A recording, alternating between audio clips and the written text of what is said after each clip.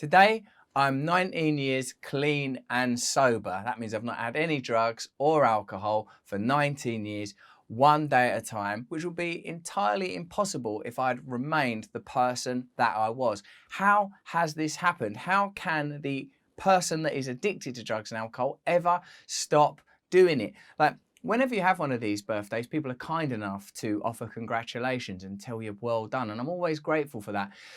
But the reality is that I don't deserve any credit for this because it's all entirely due to the help of other people, other people's kindness, principles and ideas that come from other people, support and love from other people. The only thing that I've done is gotten out of the way.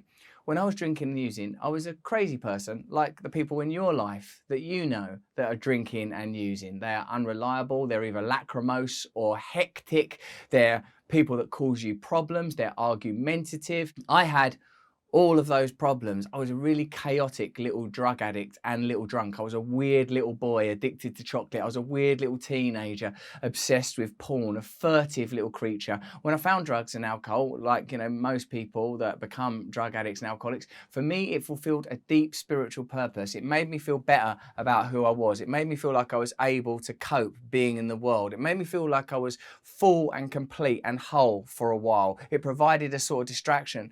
One of the things I've been taught by the support groups that I attend along with other people with drug addiction issues or alcohol issues is that the problem of addiction is a spiritual one.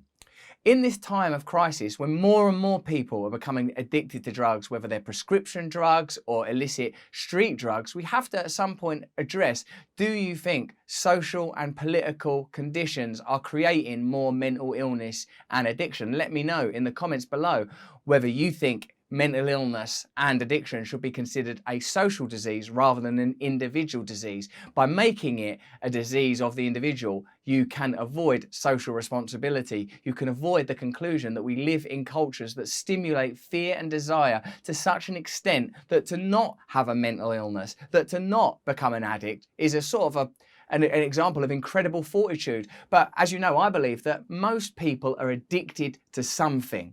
Most people have forms of attachment, things they're holding on to in their life that are harming them and hurting them that they nevertheless cannot stop. I'm lucky because I am what was called a bog standard drug addict, ordinary, garden variety, run of the mill, Tennent's super, strong lager drinking, crack smoking, smack booting, marijuana toking drug addict. Ordinary, nothing special. In my journey in recovery, I spend a lot of time with other alcoholics and other drug addicts. I've met loads of drug addicts that were much, much, much worse than me. People that weren't as bad as me. I'm just a normal, another drug addict, just another alcoholic. And the sense of community that comes from being with other people that identify not on the basis of some pose, some posture of achievement and success, but on the basis of vulnerability, meeting people at the point of the wound. Man, that is magical to listen to other people because we meet in support groups and hear each other's stories and support one another. It inspires you to believe that you yourself can change. You hear people that have been through so much. There's been so much suffering in the world, so much suffering in the lives of people with addiction issues. And to see them and hear them turn their lives around is inspiring, incredible, shows you that change is possible. Because what a lot of people think that are drug addicts or alcoholics is, I can't change. There's no way out of this. Or some, even more than that, some people think they don't have a problem. Some people can't acknowledge that there's a problem there. I bet you know people, or maybe you used to be a person that didn't admit that your drinking or your drug use was a problem. Those people are in trouble because the first thing you have to do if you're a drug addict and alcoholic, and I strongly believe you cannot do this on your own, you have to do it collegiately, in conjunction with other people, with brothers and sisters, aunts and uncles, cousins, parental figures, mentors that walk along the path with you. What I learned is the first thing that you have to do, what I was shown, I didn't even learn. See, like the subtle difference between I was shown and I learned. I learned is like I did something active. I was shown, I was freely given something. I was shown that I had no control over my drink and drug use, that it was a problem, that I was powerless over it, and I was going to destroy my own life if I didn't stop one day at a time. Like 2002, December the 13th, on December the 12th, 2002.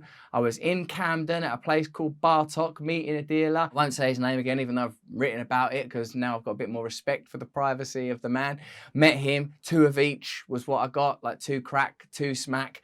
And that was the last time I used. I went and hung around different friends' houses. The next day I got a train to a place called Stowmarket near Bury St Edmunds, where I got clean, met the person that was the first mentor I had in recovery, Chip, who explained to me that I was going to be staying in this place, that I was going to be learning these principles. I accepted that I had a problem, that drugs and alcohol were never going to work for me again. If you've got a problem with drugs and alcohol, if it's making your life worse, if it's making the lives of people around you worse, it's probably never going to work for you again, and you have to stop doing it. You won't be able to do it on your own. It's never going to work again. You're probably doing it to fulfill a spiritual void within yourself, some sense of lack of connection, discontentment, loneliness, purposelessness, a sense that you are not valuable, that you lack worth, that you're dirty, that you ain't good enough, that if people knew the real you, they wouldn't love you.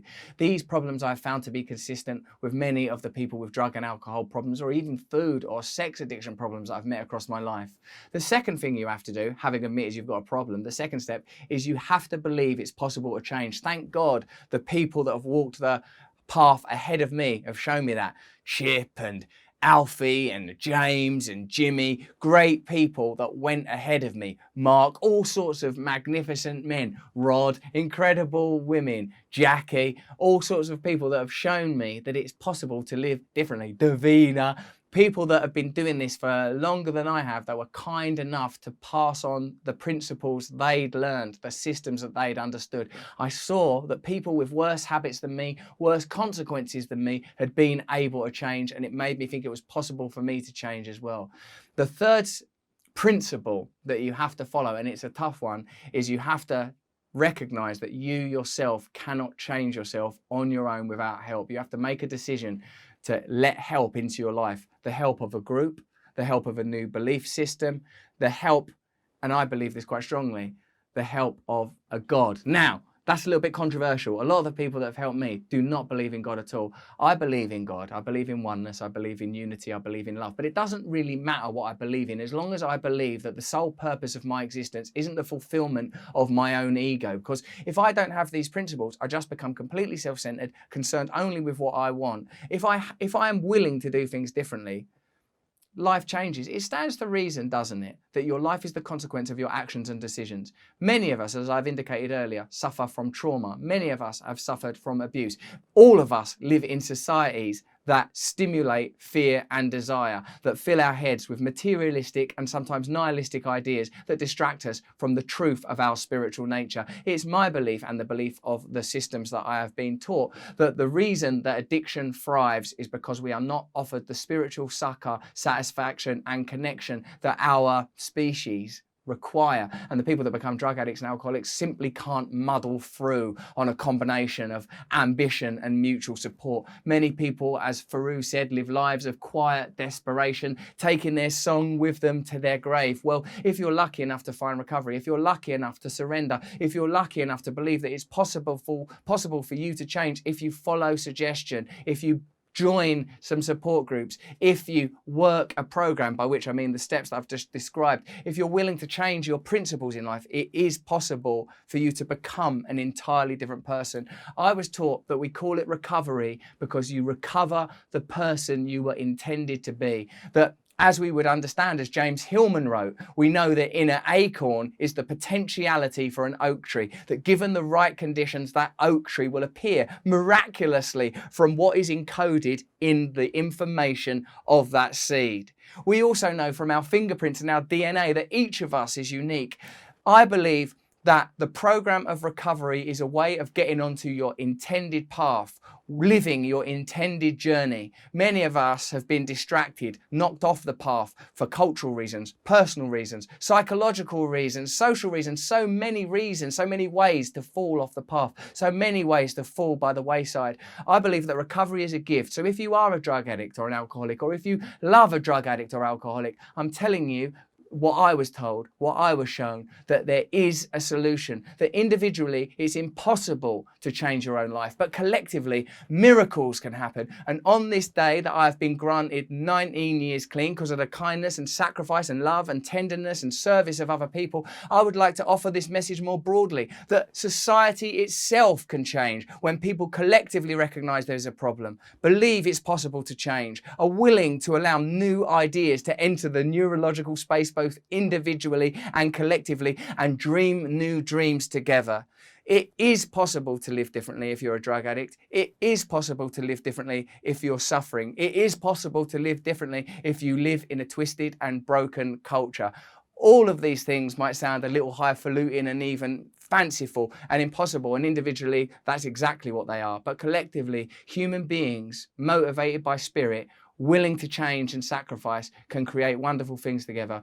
On the 13th of December 2021 still is, I'd like to say thank you to all of you, and I'd like to say to any of you that are suffering from addiction or know anyone that's suffering from addiction, there is a way out. It is possible. If someone as crazy and hopeless and lost as I was can become a father and a husband and a member of various communities committed to service and change, then there is hope for all of us. Thank you so much for taking the time to watch this video. I believe in recovery. I believe in you. I believe in our future. Please let me know in the comments what you think. Give this video a thumbs up, share it around, particularly if you know anybody that needs help in their own recovery or their own mental health journey. Please consider subscribing to my channel, either the main one where I tend to talk about cultural matters, politics and current affairs, or the side channel where I talk about spirituality and the things that really matter, how we can change ourselves, change consciousness and change reality as a whole. Please subscribe to my mailing list so I can stay in regular contact with you all of the time. And if you want to come and see me live, I'm appearing live from January to May all over the UK, places like Hammersmith Apollo, Manchester, Liverpool, Scarborough, Bradford, Ipswich, Margate, Aylesbury, all these places. There's a link in the description if you want to come and be on this path with me. It's a complex, day by day, moment by moment journey, but together we can do it. Thank you very much, everyone. Stay free.